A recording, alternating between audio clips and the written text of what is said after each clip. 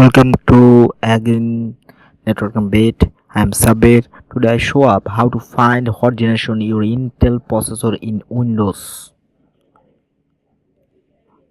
If you have laptop desktop system running Windows 7, 10 or above 10, you can check what processor is installed on your system. First, go your my computer or this PC and go to properties. Now we can see Intel Core i5 3 means third generation. If you see your system shows 2, that means 2 second generation, and 4 means fourth generation, 5 means fifth generation, and this is its process. And uh, and uh, in, you can also this number show Intel website.